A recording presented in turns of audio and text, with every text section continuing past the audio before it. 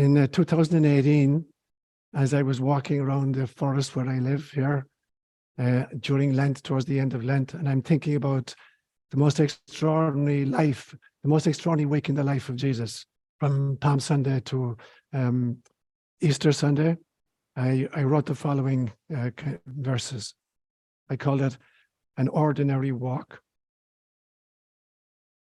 It started out as an ordinary walk, my typical sleepwalking. Then I woke up and my senses shifted dimensions. A gentle voice teasingly asked, "Do you see what I see?" And then the veil lifted. Every tree leaf became a portal, beckoning me into the beyond. Every breath I took was inspired by Ruach Yahweh, inviting me to rebirth myself again and again and again. Every firm footfall of mine touched the belly of Gaia, the mother who gave me life and food and clothes and a home.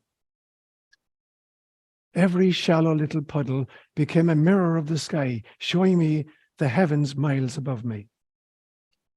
Every daffodil became the golden chalice of the Last Supper.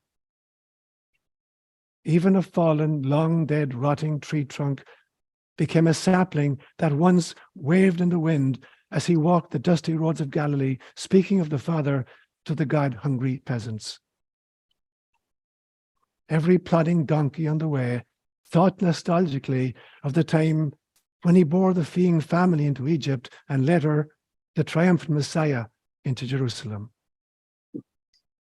Every cloud became the veil of Veronica, covering his fevered brow on the long, painful journey to Golgotha.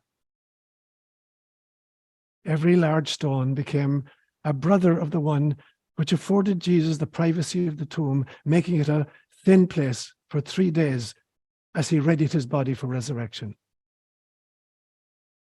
To each, as I encountered them, I silently intoned, Namaste. For what is Namaste but the recognition of the resurrection in each one of us, the awakened and the sleeping alike, whether donkey or human, breath or cloud or stone, puddle or footfall, tree trunk or tree leaf or daffodil. There is no such thing as an ordinary walk. These are words inspired by God. So as you're well aware at this stage, each month I take a theme for the month. And then on the first and second Sundays, I develop the theme. And on the third Sunday, I do a recap of the two and then open it up to Q&A. And obviously for the month of April, I've chosen the entire topic of Easter, the entire path of Jesus from Palm Sunday to Easter Sunday. And so today I'm going to deal with the first part of that week. I want to talk about Palm Sunday. I want to talk about the clearing of the temple. I want to talk about Holy Thursday and about Good Friday. And then next Sunday, God willing, I want to talk about resurrection. And since this is a kind of a journey through a lot of darkness, I thought I'd start with a humorous story that happened way back in 1961. 1961, I was a student in high school at a school called the North Monastery. It was founded by the Christian Brothers, and it was actually built in 1811. So in 1961, we were celebrating the 150th anniversary of the school, which was run by Christian Brothers. And so for the occasion, one of the brothers who was the actual principal of the school, a guy called Brother O'Brien, whom we used to call Bob, he wrote this extraordinary passion play. And we put it on for a full week, every night for a full week, and play to a full house. And part of it was 3 huge crosses, on the central cross for Jesus, obviously, and there's a platform about 4 feet off the ground on which he's standing, and he's holding onto these huge big nails, and it looks like they're coming through his palm, the way he's holding it. And so it was really, really good for the first 3 nights, went excellently. And then on the 4th night, the guy who was playing the part of the centurion got bored with his part. All he had to do was kind of pierce Jesus in the ribs towards the end of the play. But on the 4th night, he decided, instead of piercing Jesus in the ribs, he started tickling Jesus with the spear under his arm. So Jesus starts wriggling, and he fell off the cross. And there was utter bedlam. The curtains closed. The Christian brother beats the crap out of the centurion. A new centurion is sworn in. Jesus gets back up onto the cross. The curtain reopens and the play continues. Talk about break a leg, or the show must go on. So that was my experience of Easter in 1961, as a 15-year-old kid. But today I want to get into kind of the more tragic aspects of this extraordinary mystery. And I'm going to talk then basically about what Palm Sunday means to me, and then the clearing of the temple, which came in the weekend between that and Easter Sunday. And then I want to talk about Holy Thursday, and finally Good Friday itself. So it's important to understand the historical times in which this took place. So every Passover, the Roman governor, who was Pilate in this instance, would come on his big war charger, and he'd lead his very heavily armored troops from Caesarea Philippi, which is the northwest of Jerusalem on the coast. And he'd come down and he'd come through the western gate of Jerusalem, taking occupation of it was called the Fortress Antonia, which was a Roman garrison directly overlooking the courtyard of the temple, in order to keep an eye on the rest of Jews, because this was the feast of the Jewish people escaping from another great empire and beginning the exodus out of Egypt around the year 1250 BCE. So the Romans were always really, really concerned about this feast. And to make matters worse, for the duration of the feast, the population of Jerusalem, which was typically about 40,000 people at that stage, would swell to about 1.5 million people. So you had this huge, big tented slum surrounding the holy city. And as you can imagine, this made the Romans really, really, really nervous. So they made a great display of showcasing their military might. And so that's the scene, that precedes Jesus' arrival. At the same time, as Pilate is coming from the western gate on his war charger and his heavily armed troops, here's Jesus coming through the eastern gate of Jerusalem, riding on a borrowed donkey in a simple, seamless tunic which had been woven by his mother, accompanied by a disorganized, noisy crowd, and the only weapons on display, palm branches. Jesus was fairly comfortable with donkeys. On one famous occasion, as a little infant, his parents are riding a donkey as they're flying to Egypt to escape Herod. And now here he is in a procession going into Jerusalem, ready to embrace whatever awaits him. So that's how it starts off on Palm Sunday. Somewhere during that week, it may have been the same day or a day or two later, you have him coming in and clearing the temple. He sees the trade that's going on in the temple, and he says, my house shall be called a house of prayer, and you've turned it into a den of thieves. Now, at that stage, during that particular festival, there was extraordinary animal sacrifice happening. So you can imagine now 1.5 million people, they're coming to Jerusalem, they want to give their Pesach offering, which means sacrificing an animal. So you can imagine the screaming and the blood and the offal and the stench of the feast during this constant butchering. And to make matters worse, there was money laundering going on, because the coin of exchange was the Roman denarii. But you couldn't buy, a sacred animal with a denarius. So you had to translate it into shekels. So you get a kind of a big bank business going on in the temple, where you traded your denarii for shekels, so you could now buy an animal to be slaughtered to make sure that the slaughter was kosher. And this is what Jesus is objecting to, these two forms. And so in some senses, as Jeremiah said 600 years before him, he said, I am coming to bring a new law, not one written on stone, but written on the heart. And so now he's going to transmogrify 613 precepts into a single commandment: love each other and love your neighbor. And so in some senses, the mission of Jesus is epitomized by this action, because he's meaning to liberate spirituality from man-made religions, all man-made religions, to liberate all kinds of deep, deep, deep spirituality from mere man-made religions, to move from legalism to love, to move from violence to forgiveness, and to move from a punitive God to a gentle Abba. And certainly throughout Christian history, we've needed to do that again and again and again. And sometimes we've done it successfully, and mostly it's failed. We had St. Francis attempting to do this around the year 1200. Didn't last that long. We had Luther attempting to do it in 1517. That didn't last too long. We had Vatican II attempting to do it in 1962, and the jury is still out whether it succeeded or not. And so that's my hit on the clearing of the temple. When I think then of Holy Thursday and this great Pesach, this great Passover meal, it really upsets me to think that there were no women present. I don't believe that for a moment. There is no way you could have had a Seder meal without women being vitally involved in the preparation and the dispensing of it and participation in it.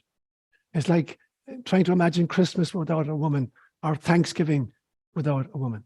Now, I believe that it was actually edited out because during the Holy Thursday, this is where Christ ordained the first priests. And if you had women present, then the women would have been priests as well. When Christ said, for instance, do this in memory of me, it meant that everybody present was being ordained. So you got to take the women out of the equation immediately. So at that Holy Thursday celebration, I believe that Christ instituted 3 different sacraments. The first one is Eucharist. And in some senses, Eucharist for me is the most feminine possible symbolism he could have allowed us with. It represents the feminine face of the divine. When you think about, Christ feeding us from his own body and blood, that is precisely what a mother does. She conceives new life within her own body. She carries it in her body. She births it from her body, and then she puts it on her breast and she feeds it from her body. So if there's any sacrament which needed a woman to be present, it's the sacrament of Eucharist. Well, Christ is you're talking about his own feminine aspect in which he's symbolically, carrying, feeding and birthing this new Jesus movement. And I've said to you many, many times that you can recognize a Eucharistic encounter anywhere in the New Testament if you see the following 4 words. It didn't just happen at the Last Supper. You find it in the desert. You find it in John chapter 21 at the lake when the fishermen are out after Jesus has died and resurrected. And the 4 code words are, he took, he blessed, he broke, and he distributed. And here's what they mean to me. When Jesus took the bread, it means he didn't grab the resources of the planet. He's not pillaging or raping the planet for his food. He's taking it with, gratitude for what Mama Gaia is offering to us. So taking means receiving, with love and with gratitude. Blessing is not the imparting of a benediction to a previously inert substance. It is recognizing the inherent sanctity of everything that is. So when Christ blesses us, he's blessing what already is. He's recognizing what's inherently present in what the gifts that Pachamama has given to us. So that's what I mean by blessing. And then he broke it, which is kind of forming the intentionality of sharing with everybody. And finally, he distributed. He gave it to those who are present. And a true Eucharist is where we attempt, we take what Pachamama gives us, we recognize the inherent blessedness of us, we create models to distribute it to everybody, and then we actually create systems to distribute it to everybody. And that for me is that's the real core meaning, the sociological meaning of Eucharist. He instituted a second sacrament, which was the sacrament of the priesthood. And that everybody present then, was made priest. And I've said to you many, many times, and I say this at the beginning of the Eucharist, and I'll say it again today, that every single person is a priest. Your ordination ceremony was your incarnation. When you volunteered for incarnation, you volunteered for priesthood, to be a priest for planet Earth. But I believe that, there are certain people who have particular kinds of functions, and it involves 4 stages. In any community, ministry of any kind needs the 4 following pieces. There's a need in the community, some kind of a need in the community, whatever the need is. It's whether it's a medical need, an educational need, a healing, whatever it is. So firstly, there's a need in the community. Secondly, somebody volunteers and says, hey, here I am, Lord, send me. I'll do that. Then that person, if they need it, they're given the training for that particular kind of ministry. And then fourthly, they're commissioned by the community to act in that capacity on its behalf. So that for me is priesthood or any ministry. It is a need, a volunteer, a training, and a commissioning. And again and again and again throughout, spiritual history, we've seen these articulated. The third sacrament that he initiated, and we forget that it is a sacrament, I would call it, the sacrament of service, the washing of the feet, where Jesus, washes the feet of everybody present. And I remember doing that in Kenya many, many years ago, and it was really, really different.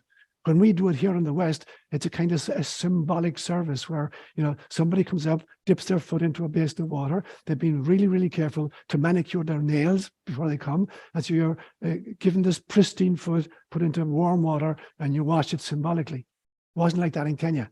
This was a real wash. These were people who didn't wear shoes, and their feet are, caked with dirt. They've walked maybe 10, 15 miles to get to the ceremony. And now they present their foot there. I remember on one occasion, an old woman, after I'd washed her feet, she pointed out an area between her big toe and the next one where I'd forgotten to get in and to give it a scrubbing. So that's what it was. It was a real sacrament of service. And in fairness, throughout Christian history particularly, the monks and the nuns have attempted to create that sacrament of service again and again and again. They took the lead in education, whether it was primary school children or secondary school or college. It was the monks who created the kind of the university system of Europe, way back in the early 1400s. They were in charge of the healing ministry, hospitals of various kinds. They were in charge of hospice. And in fact, it was the monks that really created agriculture in Europe in the Middle Ages. So the sacrament of service is looking out for what is the need in the community. Let's volunteer to address that. Let's get the training necessary. And then the community says, yes, we need that service. Please do it for us. So that for me was what happened at the Last Supper with those three sacraments. And then they leave and they go into the Garden of Gethsemane. And now Christ is hoping that they'll surround him, in this final temptation. But they're asleep. All of the apostles are asleep. And Christ goes through what I would describe as the mother of all panic attacks. So bad that he's sweating blood. And I think that the great temptation here, Satan had tempted him in the desert. He's tempting him now in the garden, and he'll tempt him again tomorrow on the cross, finally. So for me, it's almost like a psyops by Satan. I think what Satan was whispering in Christ here was, you've been duped. You've been abandoned. There is no Father. You made up this as mishigas. You made this up yourself. This was a self-appointed ministry. There is no Father. There is no God. And now you're screwed. And that Christ began to believe that for a moment. So there's this panic attack to end all that panic attack. And then finally, Judas leads the soldiers into the garden. And even in the midst of his own extraordinary agony, Christ is still protecting his own. Even as they abandon him, deny him, and even betray him. What he says to the soldiers is, if you've come to arrest me, let these men go. They have nothing to do with it. And so they scatter. Every single one of them disappears. So that was his experience and my understanding of Holy Thursday. Now you have Good Friday, starting off basically with 4 different trials. The first trial is before the high priest, in which Christ is accused of blasphemy because he called God his Father. They didn't understand, obviously, that when Christ said, God is my Father, Christ is talking about the fact that every single one of us is a bite-sized piece of God, that we're holographic fractals of source. Again and again and again, he's saying, if you see me, you see the Father. The Father is in me, I'm in the Father, you're in me, and I'm in you. So there is only God. The planet Earth, in fact, the cosmos is God's gig. There is nothing except God in various kinds of forms. But the high priest didn't understand that. So he's accused of blasphemy. Then he's taken before Pilate. And Pilate very sneeringly asks, truth, what does that mean? And that was actually the title of my first book in Swahili. I wrote a book called Ukweli ni nini, Truth, what the hell is that? And so this was Pilate's retort to Jesus. And then Pilate sends him off to Herod. And this is the only instance you'll find anywhere in the Gospels where Jesus totally refuses to engage with another human being. Pilate thinks this is a wonder worker who's going to walk across this swimming pool, do some great healing. Christ refuses even to acknowledge Herod's existence. So again, he's sent back to Pilate. And at this stage, Pilate has had enough of this. And he says, okay, I'm washing my hands of this. Go crucify me yourselves. And he sends the soldiers off to crucify Jesus. And then I look at when I trawl the 4 Gospels for the last phrases that Jesus uses. And I've rearranged them in a chronology of my own, because for me, it represents, the blueprint for the evolution of compassion. It goes from his own suffering to his family's suffering, to the criminal suffering, to the persecutors, to the completion of the mission, and going back to God. So you have to go through the 4 Gospels to get all 7 statements. So I'm going to arrange them in my own understanding of what actually happened. So the first one is from John chapter 19, where Christ says, I'm thirsty. So that in some senses, he's hanging in the midday sun, his bloody squeezed with the pressure of just hanging there. And now he represents the extraordinary physical pain in which he is. The phrase, I'm thirst. Every part of this man is thirsting for relief of some kind. So he says, I thirst. So now he's completely self-concerned, as he's supposed to be. But he's concerned with his own physical discomfort, the physical pain right now. The next statement he makes is, you find it in Matthew's Gospel and Mark's Gospel. Eloi, Eloi, lama sabachthani. My God, why have you forsaken me? Now, the pain is not just the physical agony, but the psychological agony as well, feeling that he's been totally betrayed by the Father. This is the final temptation of Satan. Having tried in the garden yesterday, he's going to have one last attempt to have Jesus believe you've been forsaken because there is no Father. This was a fool's errand, and now you're going to die uselessly. The third statement, again, comes from John's Gospel. And now, Christ is no longer concerned with his own physical or even psychological distress. He's looking at his mother and at Mary of Magdala and John the Beloved standing at a distance because they're not allowed to stand near the cross. And he's concerned, how are they going to deal, with my demise? What's going to happen to them? And so nodding his head, which is the only part he can move, he says, woman, behold your son. Now look at John. And then to John, son, behold your mother. He wants to make sure that at least his family are looking out for each other.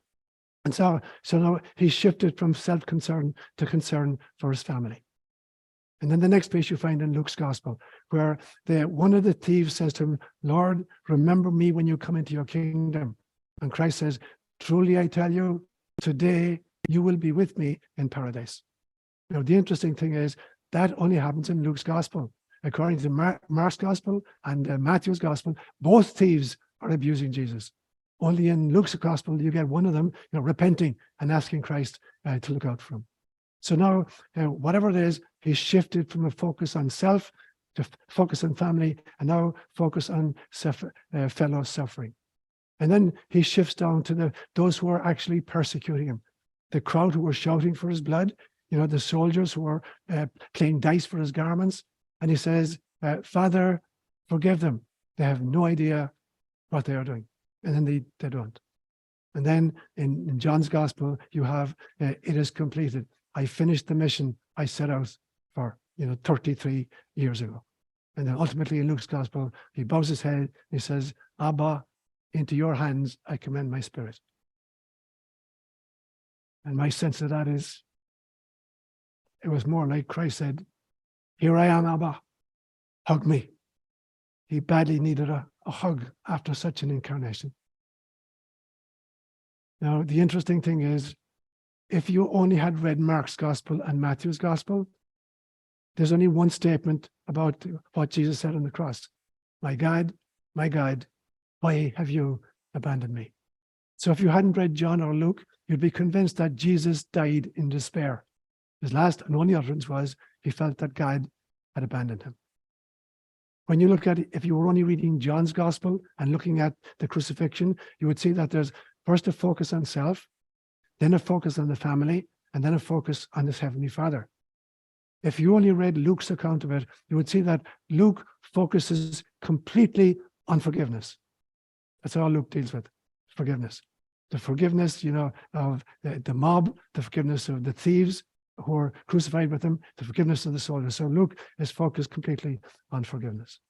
And then there's the most extraordinary statement of all that actually appears not in the Gospels, but in the Apostles' Creed, which came about the 3rd century CE. And the phrase is, he descended into hell.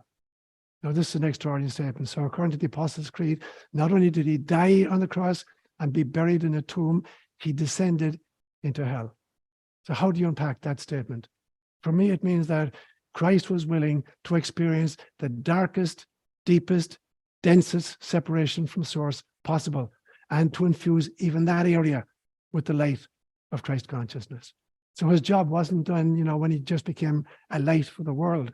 It's as if Christ had to visit the realm what some people would call the lower astral realm, the place where discombobulated souls who have shed these mortal coils but haven't approached the light. They're stuck in the fear of the afterlife, and they're, circulating, orbiting in this, what's being called the lower astral realms. A place you have to be really, really careful of at night when you're dreaming. If you set out for light during your dream stage, you want to dream lucidly. And as I sometimes do, I want to try to set free those beings who are trapped between the worlds in my dream state. To be really, really careful as you navigate through the lower astral realms, that you're going to meet a lot of these discombobulated entities who are stuck in the deepest, darkest, densest sense of separation from source. And so Christ's mission wasn't complete until he visited that realm as well and shed the light of Christ consciousness into the ultimate suffering that lies after death, not just before death. Namaste, my brothers and sisters.